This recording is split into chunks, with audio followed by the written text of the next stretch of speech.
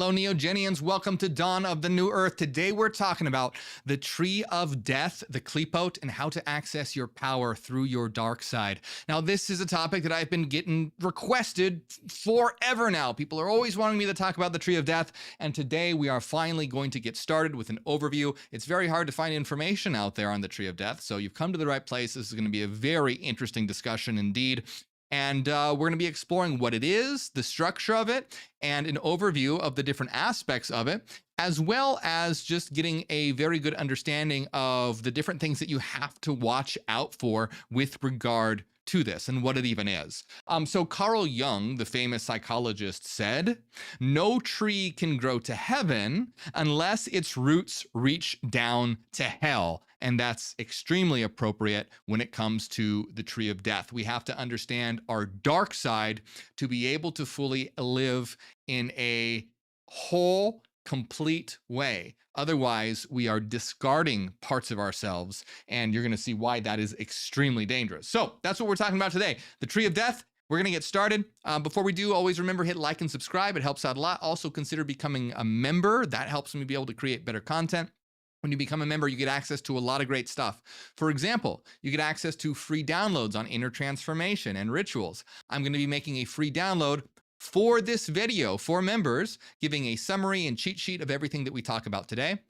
Also, you'll get access to all of our members only videos at the Pathfinder tier or higher. We're having a members only video right after this called "What Was Jesus Really a Fraud? The Truth About Jesus." So that's going to be an interesting video. And it helps out a lot. So hit the join button, check out all the different perks you can get access to. Let's see, if you haven't already, check out my books. If you enjoy the topics on self-transformation and reaching higher states of consciousness and manifestation, I recommend this book of mine called Psychogenesis, Self and Universal Transformation. This is all about higher consciousness, how to actualize your true self and manifest your will in reality through will forming. Now, this is not in terms of like the Tree of Life or Kabbalah or Tarot or anything like that. It's in terms of psychology, but a very special kind of psychology, a new psychology for a new consciousness. You can also follow me on Spotify. That helps as well. Links for all of those things are in the description of this video. All right, my friends. So that being said, let's get started on the Tree of Death.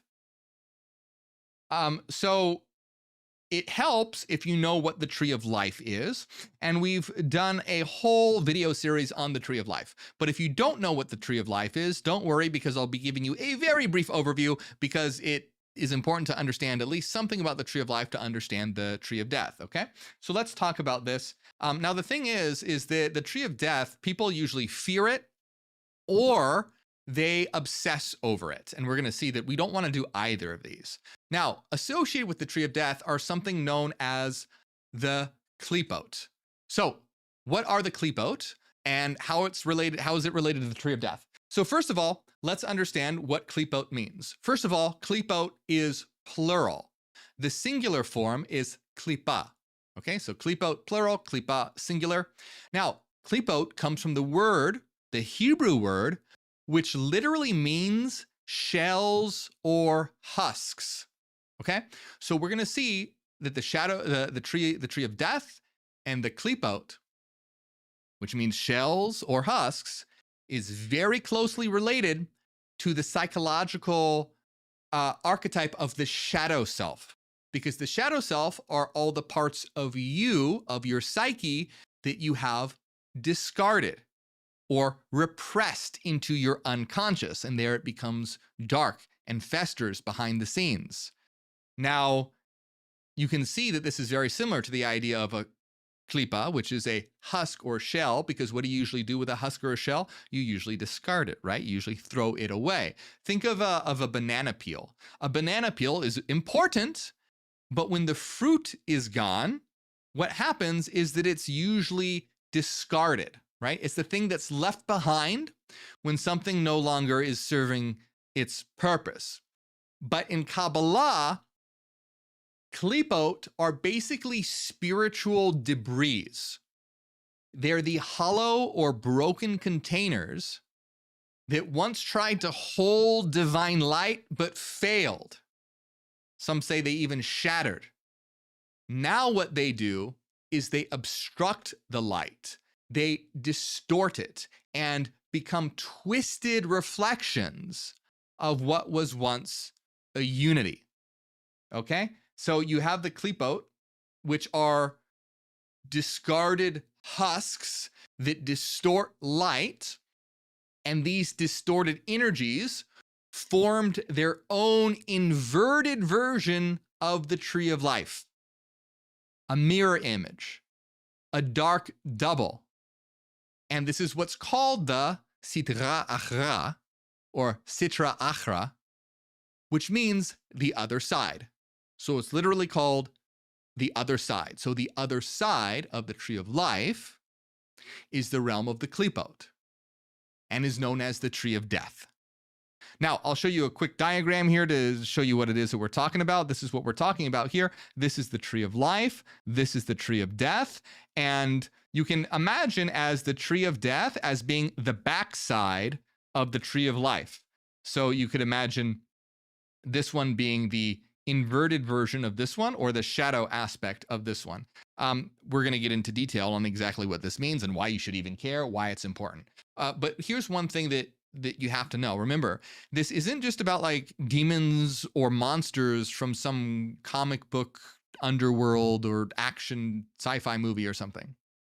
Each Qlippoth is a distortion of the energy of the Sitra on the tree of life, which means in psychological terms, each Qlippoth is a repressed aspect of ourselves. It's the parts that we hide or deny, reject, or abandon, things that we're ashamed of, urges that we don't want to admit that we have. It's literally our shadow self. So the Qlippoth are the discarded aspects of existence, energy, etc. And in psychological terms, they're the discarded or repressed aspects of ourselves, our shadow self. Also, destructive tendencies, chaotic tendencies, rebellious tendencies. Remember, it's not necessarily evil, it's discarded.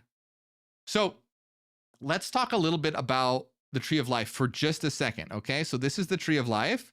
This is the tree of death. The tree of life is basically symbolic technology. It's not a literal map of the cosmos. What it is a symbolic language for organizing the psyche. It's a tool for awakening. I've done a ton of videos on this, so check out my whole playlist on the tree of life to really understand what it is that we are talking about here. So essentially what we're doing with this system, with these trees, is creating a way to map out and access different aspects or parts of our psyche. That's what this is. It's a way to organize the psyche. Think of them like filing cabinets. You have filing cabinets and you put folders and filing cabinets to order them in a certain way so you can easily access or find information or data. That's what the tree of life is. And a lot of people don't really understand that. They think that like literally is how the universe is structured or anything. It's not.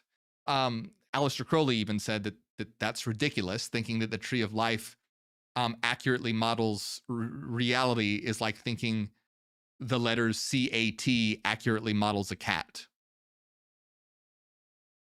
It doesn't. So think of it like that. Think of the tree of life and death as like languages for accessing parts of our psyche or our soul, because the psyche is the soul. So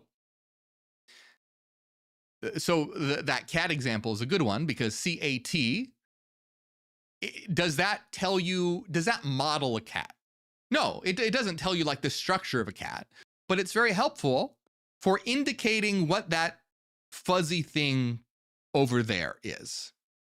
But there's lots of different ways. There's lots of different words for cat. In English, it's cat. In Japanese, it's neko. In Hebrew, it's chatul. In German, it's katze. But it doesn't matter what you say, though, right? It like all indicates that fuzzy thing over there. But it doesn't say anything about how a cat's actually structured. Same thing with the tree of life and the tree of death. It's a way of organizing and structuring our psyche so we can access different aspects of it easily.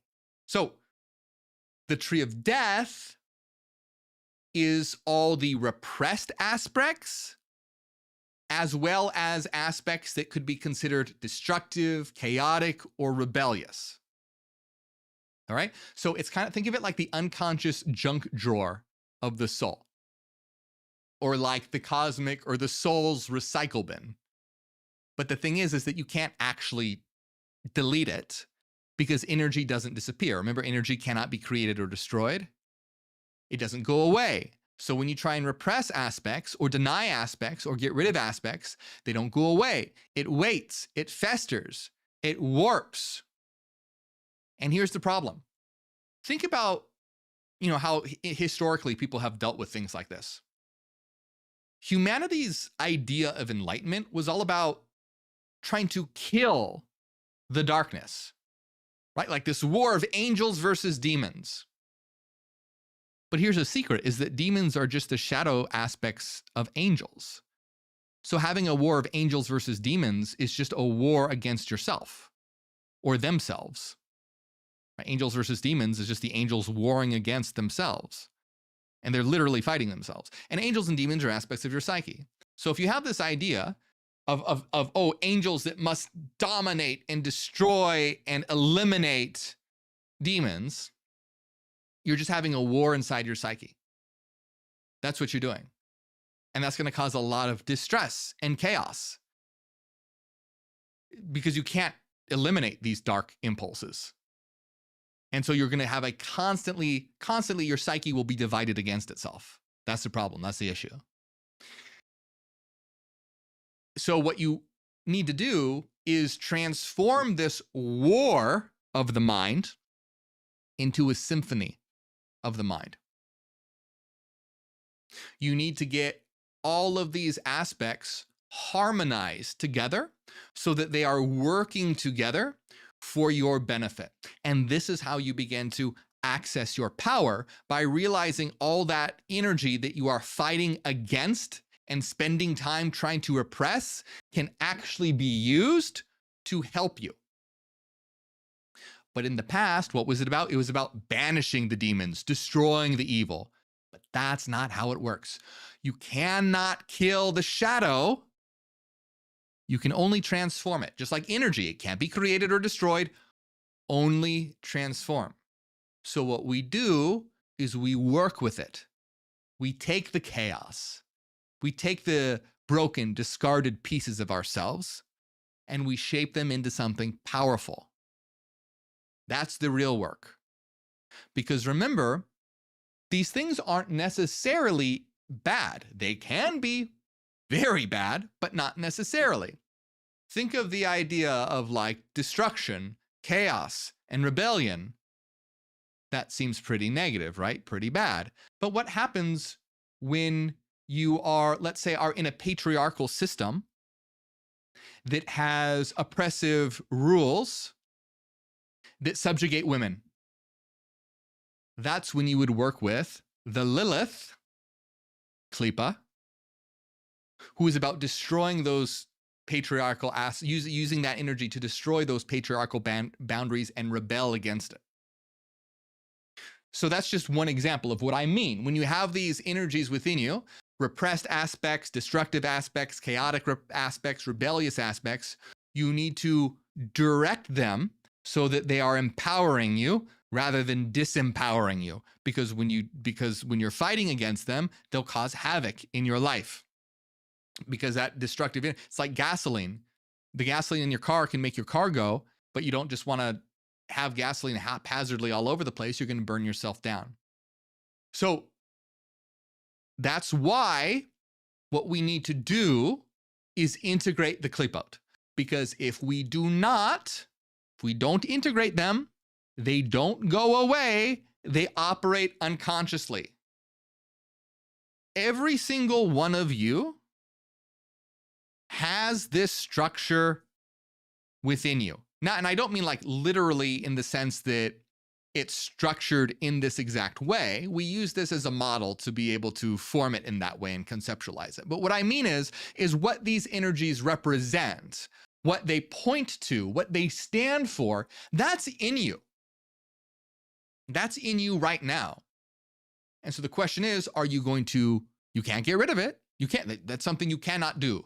You can't get rid of it. So what are you going to do about it?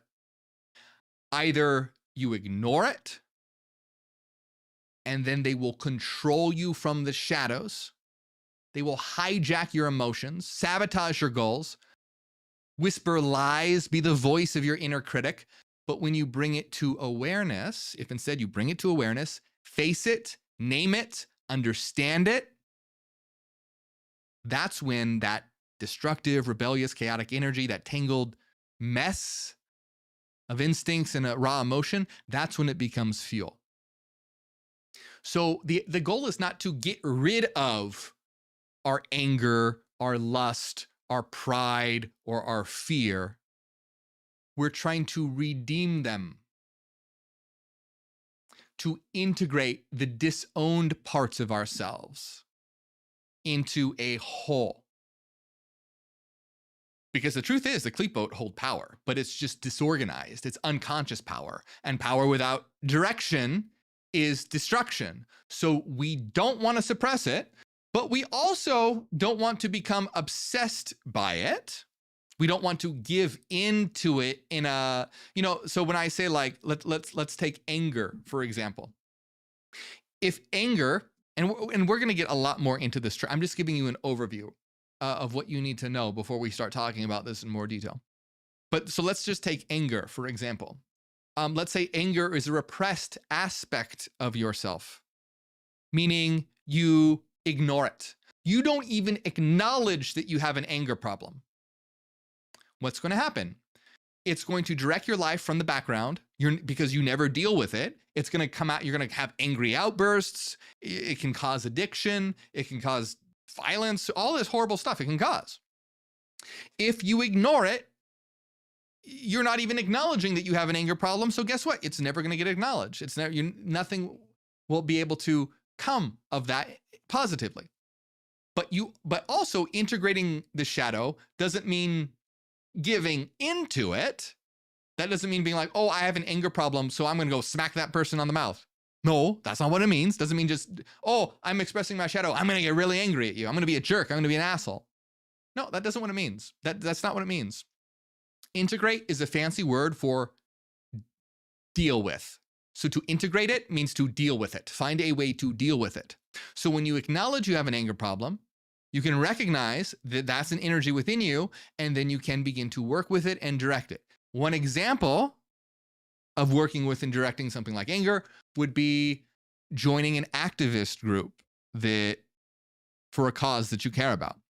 Starting a death metal band where you can express your anger through lyrics and performance.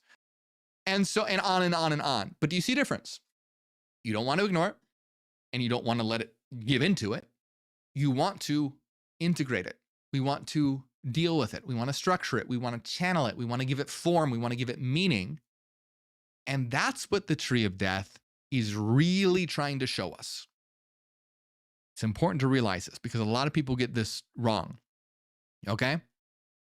Because for the most part, a lot of people, when they encounter the Tree of Death, they think that it's either something evil that needs to be discarded or controlled. And when I say controlled, I don't mean like structured, but like repressed, basically. Like, oh, I need to suppress it even stronger. I need to pray to God to get rid of my anger issue or whatever.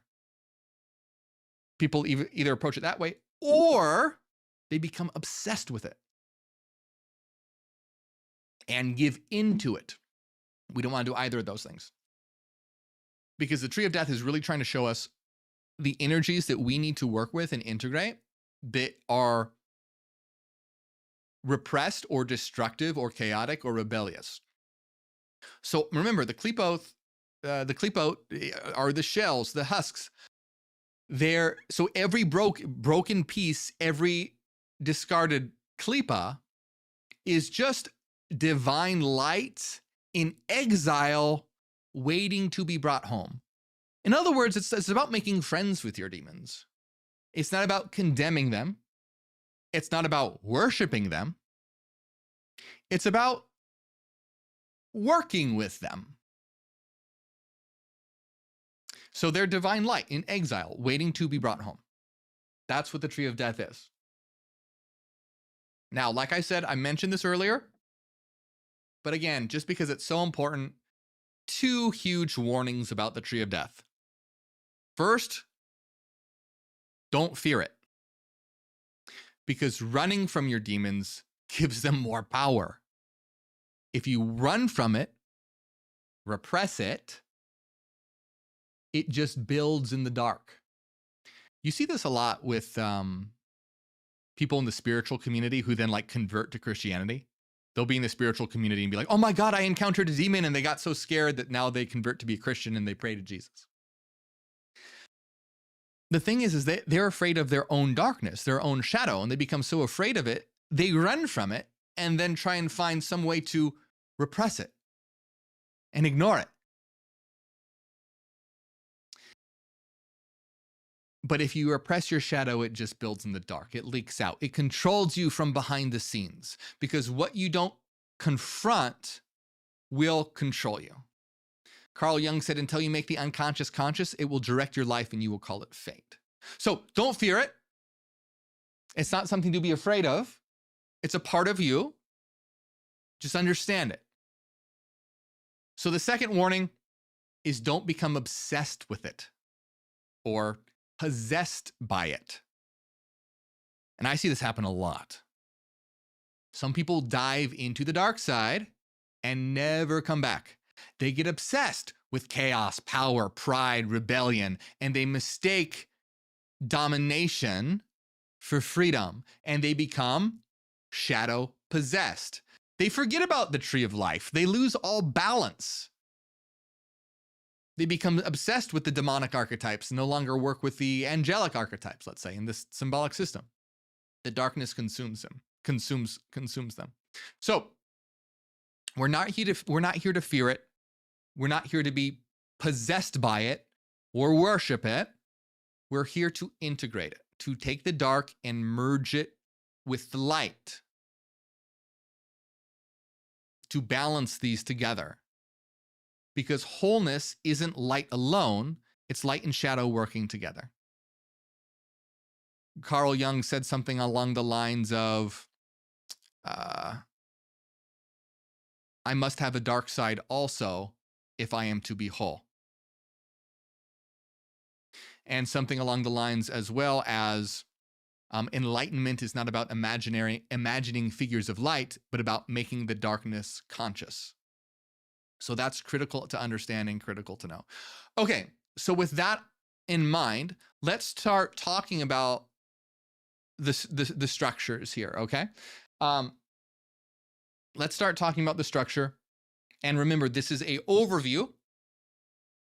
And if you guys want more on the Tree of Death, later we will do a huge deep dive and breakdown of all the different Qlippoth and aspects of it and the tunnels that connect it, okay? So let's take a look here. So we have the Tree of Life and the Tree of Death. Now, the Tree of Life has 3 pillars, okay? This here is the pillar of mercy. This here is the pillar of severity. And then the central pillar is the pillar of balance, okay? So you have mercy, you have severity, and you have balance. And it has 10 sephirot or sephirot. And because it has 10, that's perfect symmetry. Da'at is not counted as one of the sephirot. And I've gone into my other videos as to why that's the case, because it's more of a synthesis of all the other sephirot rather than being a sephirot on its own. Now, in contrast, the Tree of Death has the pillar of chaos, the pillar of death, and the central pillar is the pillar of rebellion. Okay? So, in addition, the Tree of Death has 11 Qlippoth. This one had 5 and symbolized balance. Or I'm sorry, 10. This one, Tree of Life has 10 and symbolizes balance. The Tree of Death has 11 because it symbolizes imbalance. Da'at is not counted in the Tree of Life, but the Klippa that is in that position on the Tree of Death is counted and is the 11th. And this is Satan, or Satan, the father of lies, Ha'ab Ashkarim, which has the role of pulling you off of the Tree of Life and down into the abyss, into the Tree of Death. Okay? So let's talk a little bit about how they interact. Now, one quick caveat that I have to say is that when, like, if you were to go look up the different definitions of the Qlippoth and the Tree of Death, etc., you're going to find a lot of variations. It's kind of like tarot cards. When you go look up like the meaning of tarot cards, there are some meanings that are pretty similar across the board, but some people interpret them wildly different. So the same thing goes with the Tree of Life and the Tree of Death. So I want to point out that what I am teaching here is a model that I posit is extremely helpful for dealing with the structure of your soul and the psychology of your true self. So what I mean by that then is, like, if you go look up some of these definitions and they're slightly different, that's why. There is no agreed upon universal what each thing means. It's about what works. It's kind of like a language. You can make up your own language if you want, and it still works. So what you're doing when you work with these systems is you're making up a language that your unconscious mind can understand, because it communicates in symbols, okay? So anyway, with that in mind, let's continue. So I want to give you a quick reminder what the different Sephirot or Sephirot on the Tree of Life are about, so that you can understand what their inversions are about. So Keter is unity and undivided potential. This unity and undivided potential goes to Chokhmah, which is essentially like raw data, pure information. That raw data and pure information goes over to Binah, that structures it into something that can be understood.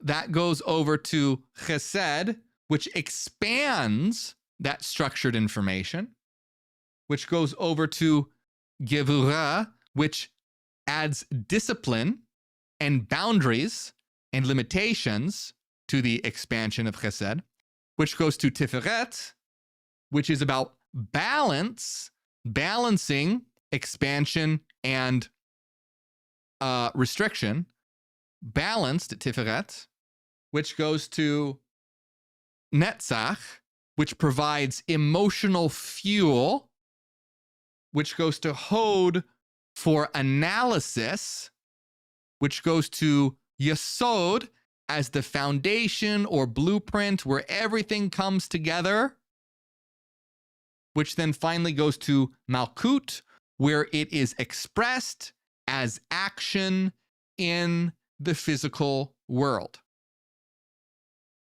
So, the Tree of Life, and remember, this is a very broad overview. I did check out my playlist for details on all this. You can see the different Sephirot or the different Sephirot represent different aspects of the psyche organized in a specific way. And it's very, a very harmonious sort of way. The Tree of Death is the shadow inverted versions of these things, because each one has its shadow. And you have to deal with it, because if you took that away, if you try to ignore it, what's going to do, if you try to ignore this, it doesn't go away. It's just going to cause all these to become imbalanced without you knowing it. All of these are going to be all the Sephirot are going to be out of whack, and you're not going to know why.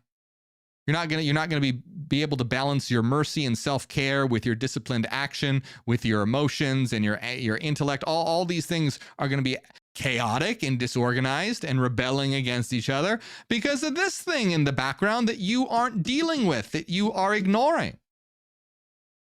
So that's why we need to work with the tree of death, to be able to have harmony and balance and having all this work together. You can imagine as each one of the Sephirot is having a different, let's say one has a violin and another has a piano and another has a trumpet and whatever. Well, without having them balanced, they're all going to be playing out of tune, out of harmony, doing their own thing. It's just going to sound like a bunch of noise. But what you have to do is make sure that they're balanced so that they become a beautiful symphony. And what you're getting is something that's organized. All right. So hopefully that makes sense. According to what we're talking about here. So the tree of life, represented in this way that we have it, is balanced, structured energy flowing through different expressive levels. The tree of death is the shadow aspect of it. The Qlippoth, which are the husks, and they are the twisted version of the Sephirot. So let's do a brief overview of what each of those are. Okay? So, on the tree of life, the first Sephirah is Keter. But the first Klipa is called Taumiel. Taumiel. So Taumiel is the shadow of Keter and represents the division of unity. Keter represents unity. Taumiel represents division. Keter is pure unity before anything splits apart. And Taumiel twists the unity into division. So Taumiel is the source of all internal divisions, hierarchy, domination, the concept of division in general. The idea of being God, but separated from everything else, divided against everything else. So remember that Chokhmah is that raw, undifferentiated data or energy or information of reality. The corresponding shadow of that is called Gahagiel. And Gahagiel essentially scrambles the signal. Gahagiel is chaos. So this is information. This is information become chaotic. This is the source of chaos. Data that can't be understood, obstructed, hindered without meaning. It's like you're flooded with symbols and visions, but they don't make any damn sense. It's like a bunch of noise, a bunch of static. Binah, called the womb, sometimes the cosmic womb, is what gives structure to things. And understanding. Structure, it takes the information of Chokhmah and structures it. But what Sitariel does is twists that into illusion. This is the realm where structure becomes a cage. It hides rather than reveals. It becomes dogma. It makes you think you've got it all figured out. But really, you're just spinning around in a maze of mirrors, trapped in an illusion. That's what Sitariel, the concealer, is about. So remember that we have Chesed, which is about expansion, generosity, compassion, giving, love. Here, we have the Klipa, known as Gahag Sheklah. And Gahag Sheklah is the devourers. And this is expansion that becomes devouring, a devouring expansion. It grows and breaks and consumes and wants more and more.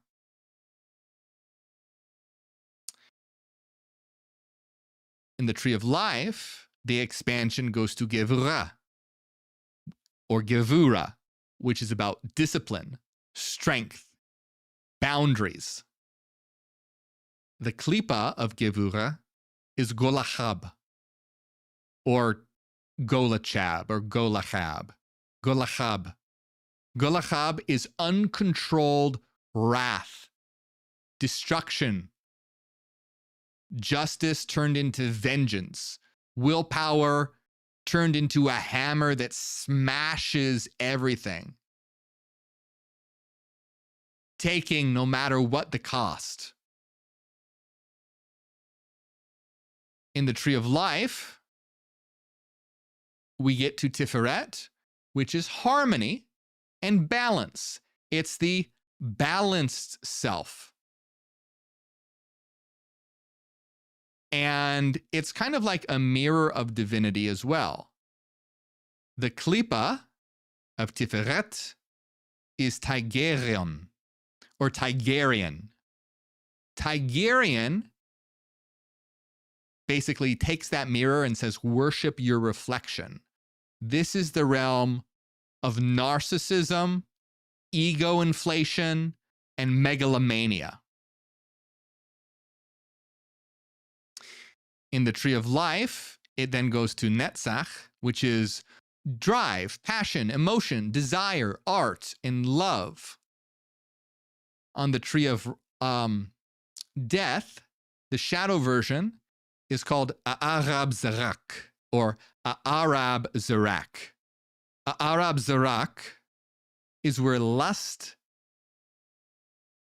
it becomes lust, addiction, when your drive becomes obsession, beauty becomes manipulation.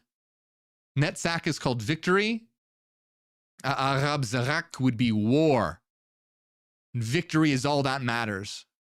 Using your emotions, your drive, your passion in a shadow way, a way that leads to destruction and addiction and obsession, uncontrolled.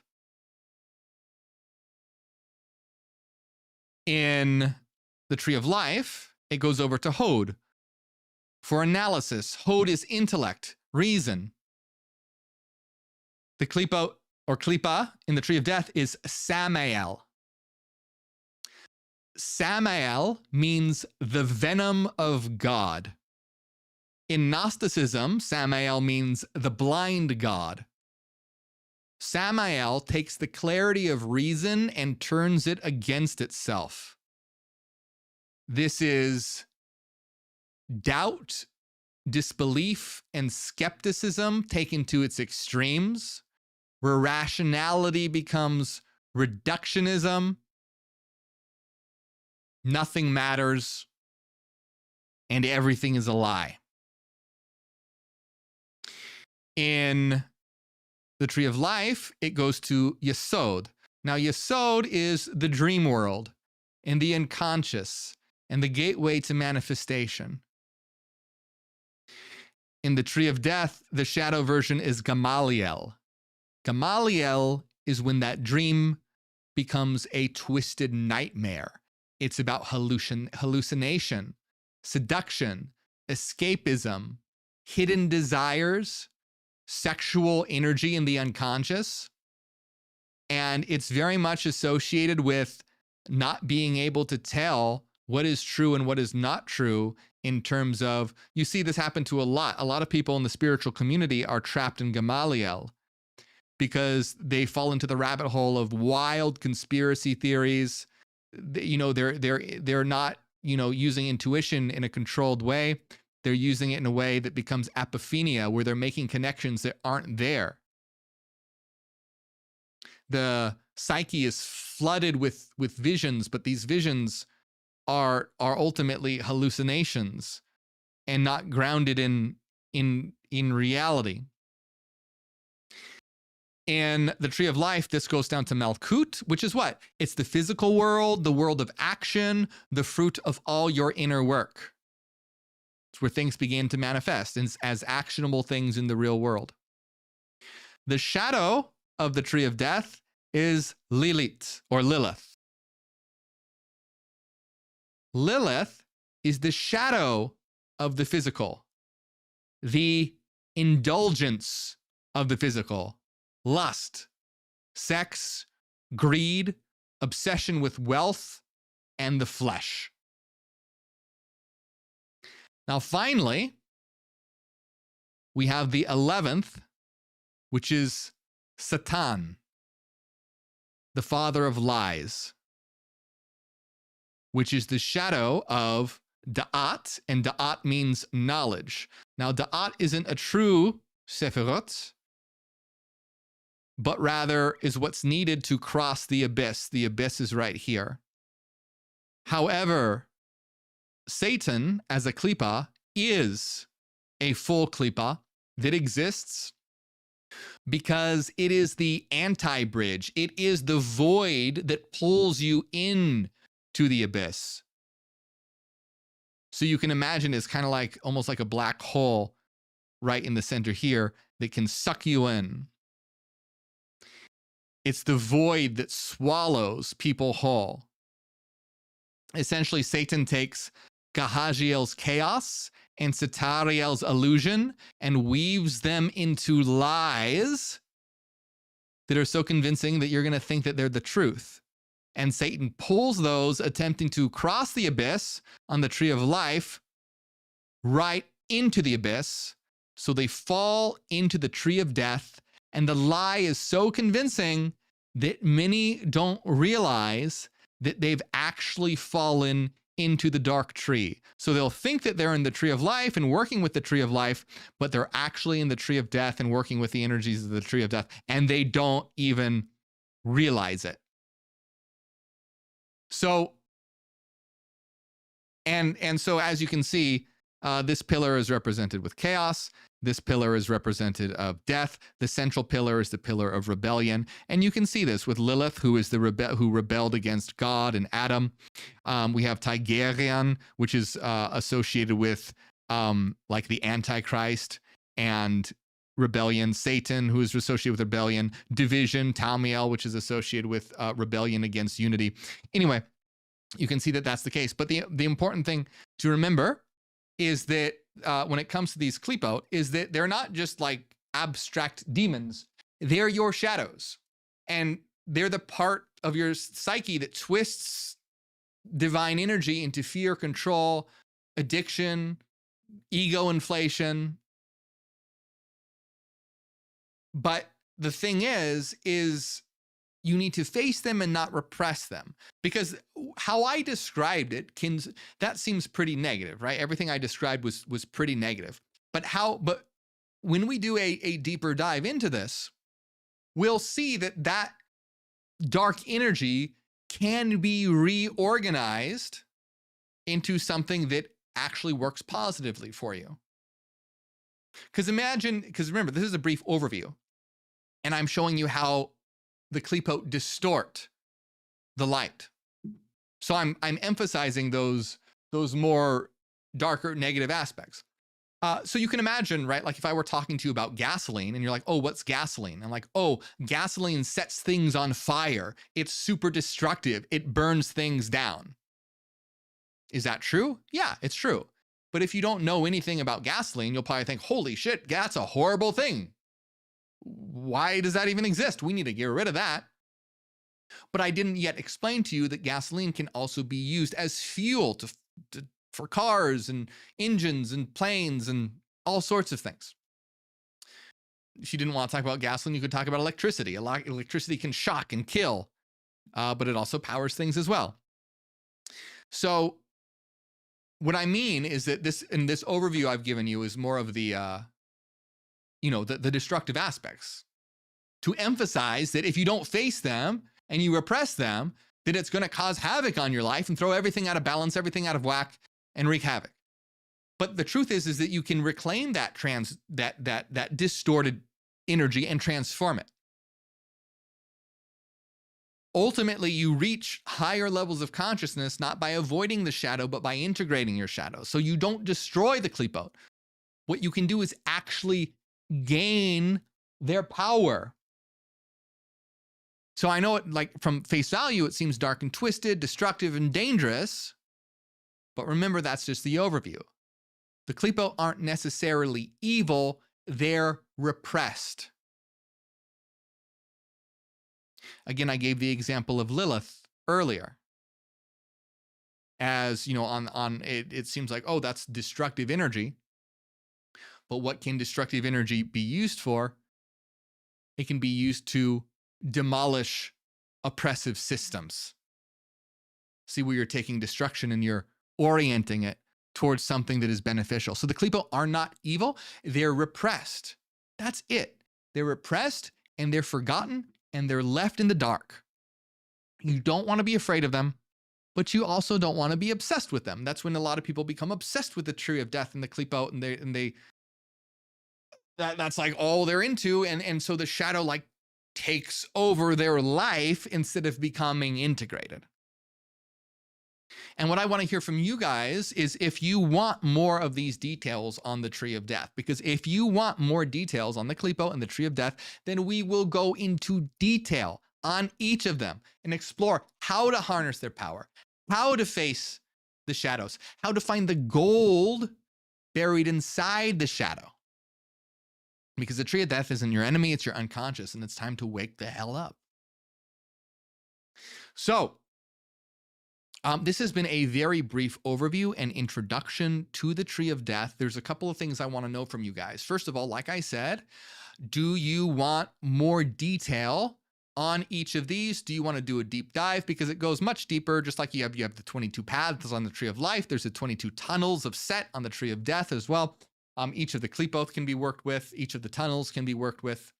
So let me know if you want more detailed videos for those. Tell me in the comments. I listen to what you guys have to say. And also let me know if you have any questions about this particular video.